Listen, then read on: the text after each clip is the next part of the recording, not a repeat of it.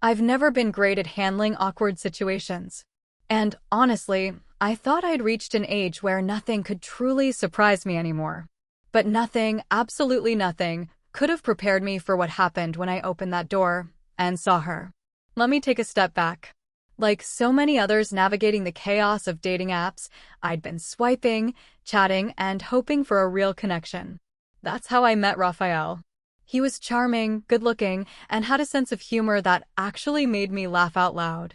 After a few weeks of sharing late-night memes and flirty messages, we decided to meet. He invited me to his place for dinner. Bold for a first date, sure, but he promised he could cook and said it'd be low-key and cozy. Honestly, I was over noisy bars and awkward small talk. So I said yes. That's how I found myself standing on his doorstep that Friday night, nervous, excited, hopeful.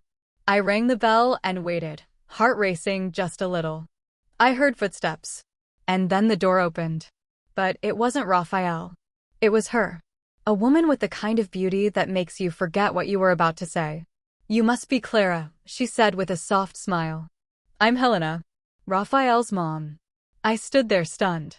He never mentioned he lived with his mother. "Oh yes, hi. I'm Clara," I managed, trying to gather my scattered thoughts. She told me Raphael was still getting ready and invited me in. She poured us each a glass of wine, and we started talking while we waited. I don't know how to explain it, but there was something about Helena. She was sharp, effortlessly elegant, with a kind of confidence that pulled you in.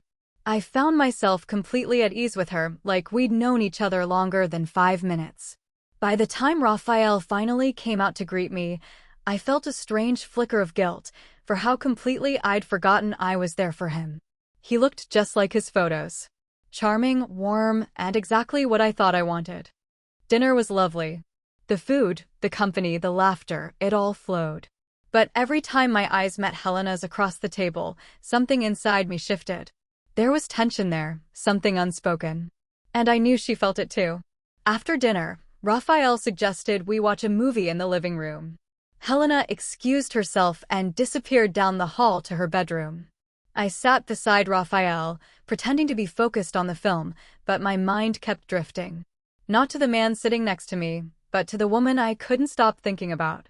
In the weeks that followed, things only got more complicated. Raphael was wonderful, attentive, funny, genuinely into me.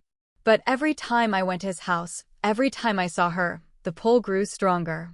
Then, one night, everything changed. Raphael had to leave suddenly for work, leaving me alone with Helena. We ended up talking for hours about everything. Life. Regrets. Love. There was something so easy about being with her, like slipping into warm water. Eventually, the conversation faded into silence. Not awkward, just heavy. Charged. "Clara," she said softly, her voice almost a whisper. Our eyes locked. And in that moment, I knew exactly what was about to happen. She leaned in. And I didn't stop her. Our lips met in a kiss that was gentle at first, but deep down, it carried weeks of restrained longing.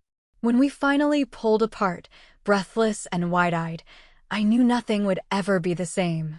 From that moment on, my life became a deliciously complicated mess. And the rest?